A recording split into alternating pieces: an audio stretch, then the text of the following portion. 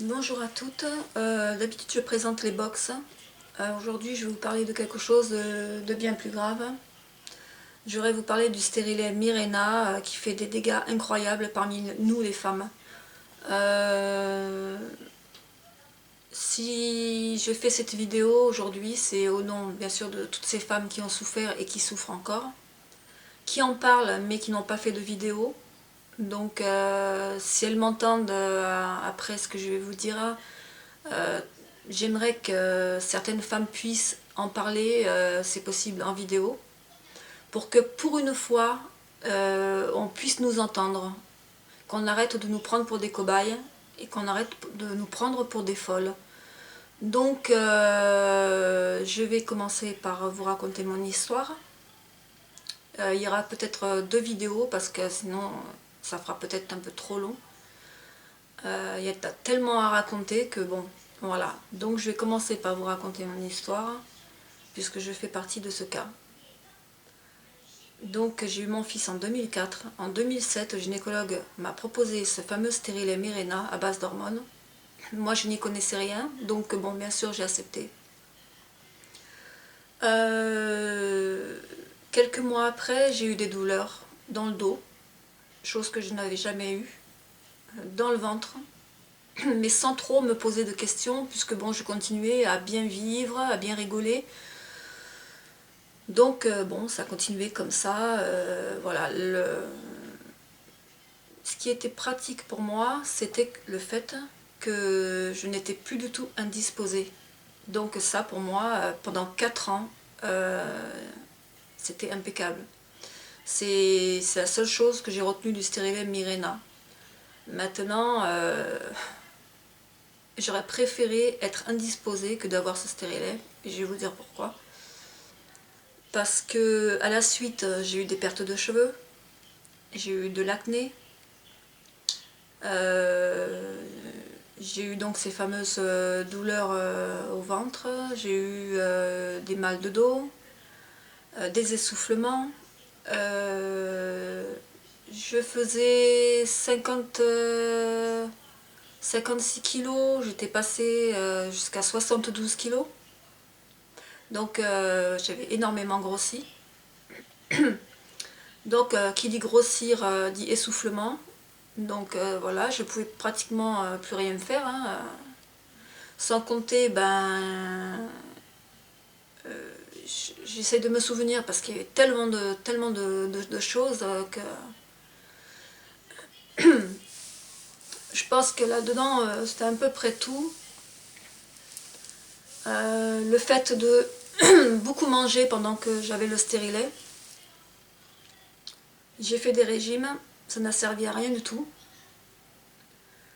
Je pense que je vais oublier sûrement certaines choses, hein, excusez-moi. Si j'ai oublié des choses, j'en parlerai dans ma deuxième vidéo.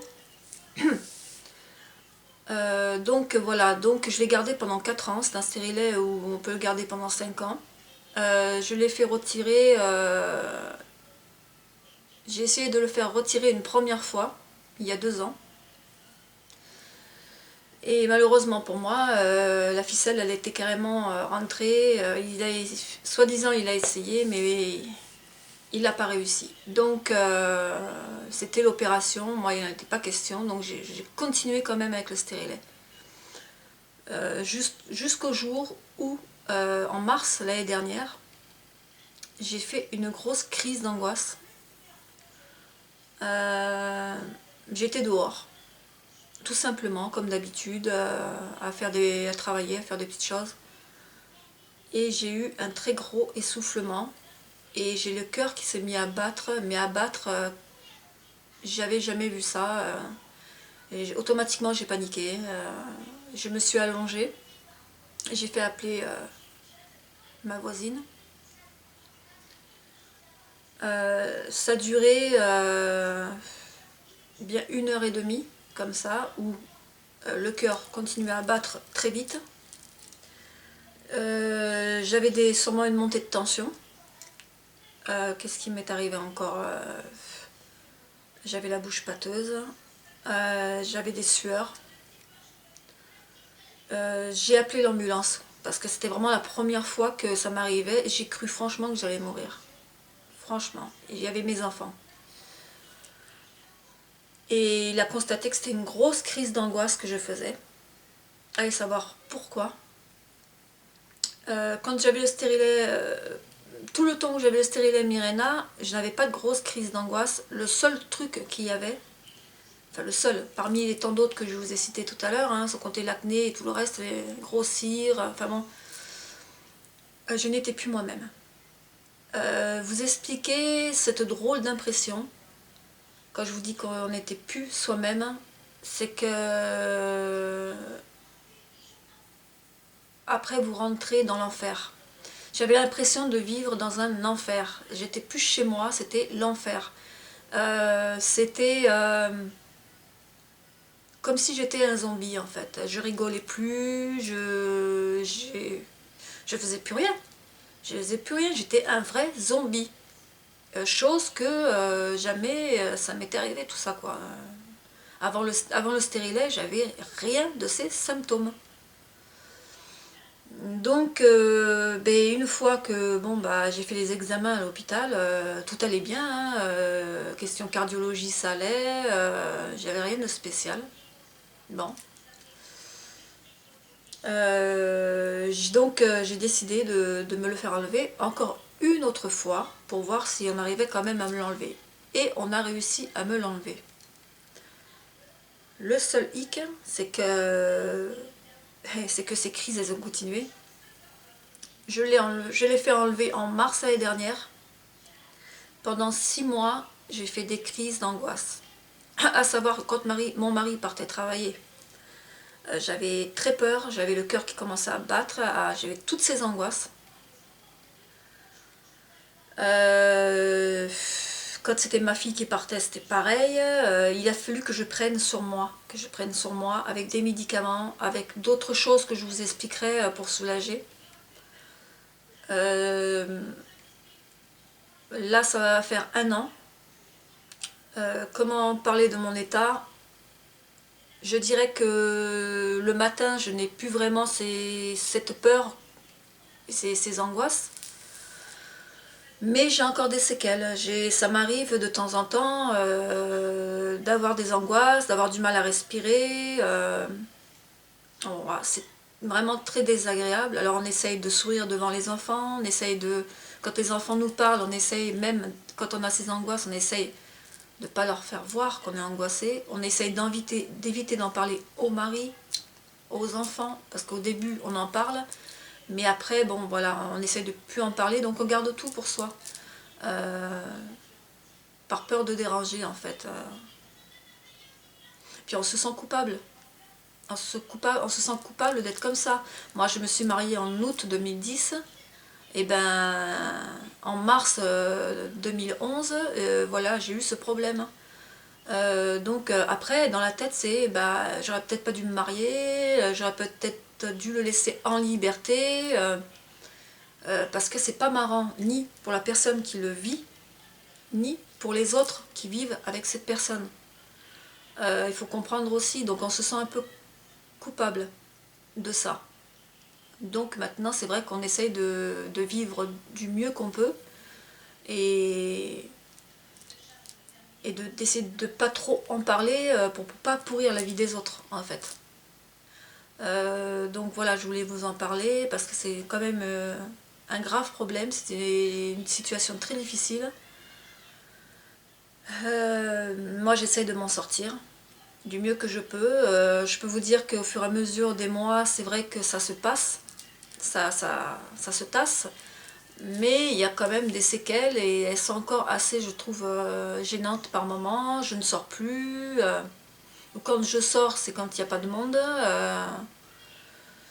Quoi dire d'autre? J'arrive à être même mal à l'aise chez mes parents.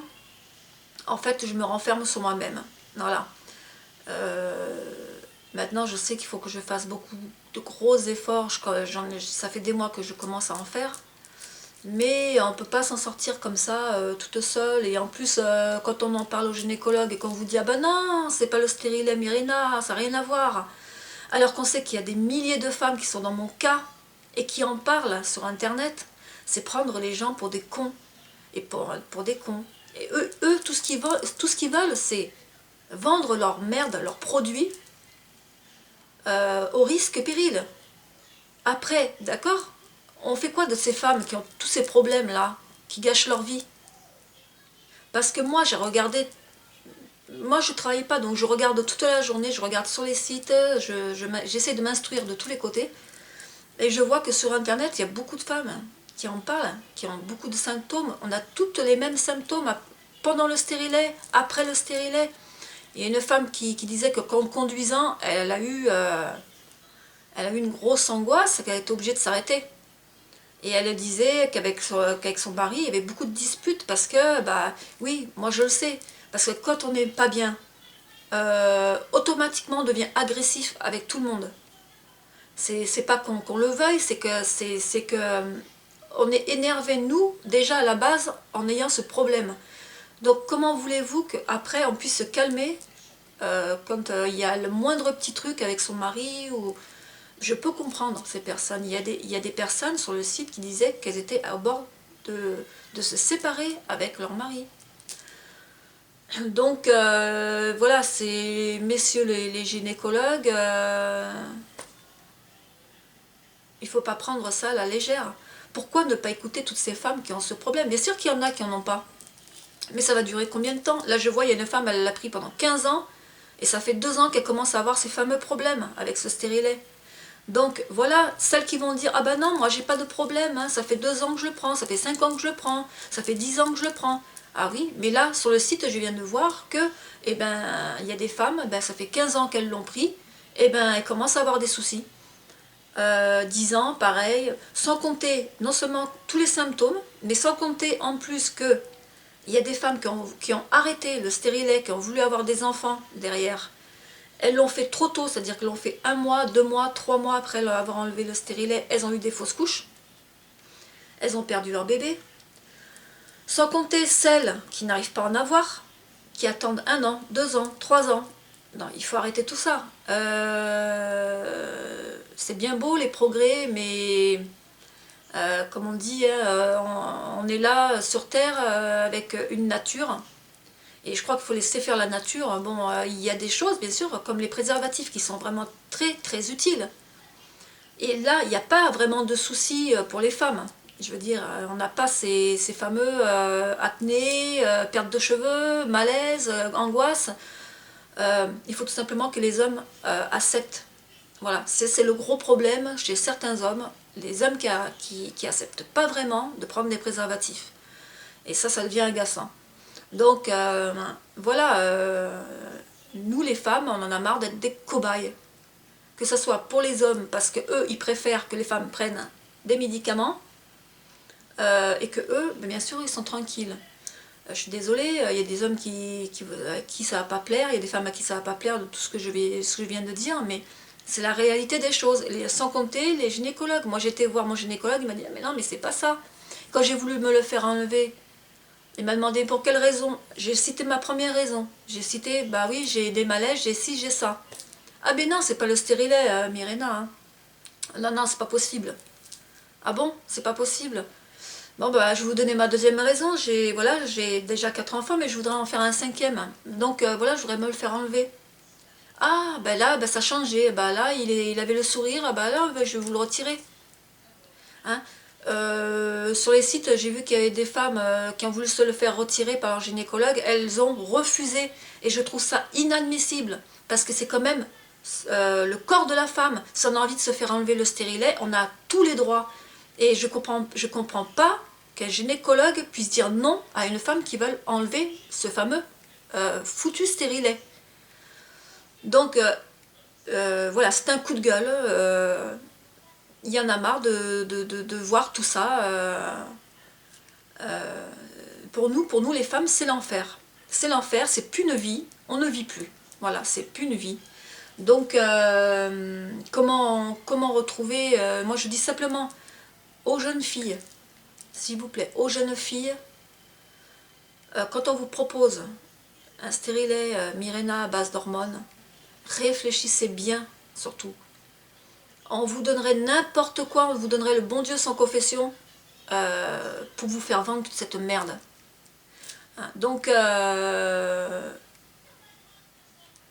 si vous voulez avoir une belle vie, il ne faut pas prendre ça. Il ne faut surtout pas prendre ça. Moi, c'est le conseil que je donne. Maintenant, on m'écoute pas. J'ai fait une vidéo exprès. Donc voilà, ça peut servir à des personnes, tant mieux. Voilà. J'oblige personne. Hein. Maintenant, après, c'est chacun son corps, sa façon de voir les choses. Voilà. Mais moi, j'en juge par rapport à ce que moi j'ai vécu et ce que les gens sont en train de vivre actuellement encore depuis 2009. Et il y en a même avant. Et je vous conseille d'aller voir sur ces fameux sites, Mirena et les effets secondaires, vous verrez tout ce qu'il y a, le nombre de personnes. Donc voilà, c'était pour prévenir les femmes, voilà, qu'on n'est pas, et prévenir les gynécologues, qu'on n'est pas des cobayes, qu'on n'est pas aussi cons que l'on a l'air, hein. Je ne suis pas la première femme qui va voir un gynécologue en lui disant enlevez-le-moi parce que j'ai ça, ça, ça, ça, et qu'on leur dit et qu'on leur rit sous le nez en leur disant mais ça va pas la tête, l'air de dire vous êtes folle, c'est vous qui divaguez, c'est dans votre tête, non, non, je suis désolée, on est des milliers de femmes à avoir ce problème avec ce fameux stérilet, donc il faut arrêter. Les gynécologues, ils le savent très bien, ils veulent pas ouvrir les yeux, ils veulent pas entendre. Voilà, seulement ils le savent. C'est tout. Quand on voit un stérilet, ça fait à peu près 125 €, ça rentre dans les poches, et puis après ça fait quoi? Hein? On aura dépensé 125 €, et puis quoi? Et après on se retrouve dans la merde. Eux ils s'en foutent, hein. Eux ils vendent, ils veulent vendre leurs produits, hein, c'est tout, oui. Mais par contre, pour nous entendre, une fois qu'on a le problème, eh ben taillot, quoi, il n'y a plus personne. Hein, après, on vous donne quoi? Des antidépresseurs? Ah, bah, faut arrêter. Faut arrêter. Donc, voilà pour la première vidéo. Je vais en faire une deuxième pour vous dire exactement comment j'essaye de m'en sortir et ce qu'il peut y avoir. Voilà, donc j'espère que cette vidéo vous aura un peu ouvert les yeux. Laissez-moi vos impressions. J'espère avoir aussi quelques gynécologues s'ils entendent ma vidéo. Ce qui serait bien, c'est d'avoir aussi des femmes en qui, bon, eux, ça leur a réussi. Donc voilà, bon, bah, je vous dis à bientôt pour la deuxième vidéo. Je vais la préparer et vous dire exactement bah, comment j'essaye de m'en sortir, ce que je prends. Voilà, et puis il faut essayer de rester positif malgré tout, parce qu'on n'a pas le choix. Voilà, on a été pris comme des cobayes, mais bon, une fois que ça a été fait, ça a été fait. Je sais que c'est embêtant, c'est très très embêtant, toutes ces angoisses, ces peurs, ces palpitations cardiaques. Voilà, donc bah, je vous retrouve pour la deuxième vidéo. Allez, à plus, au revoir.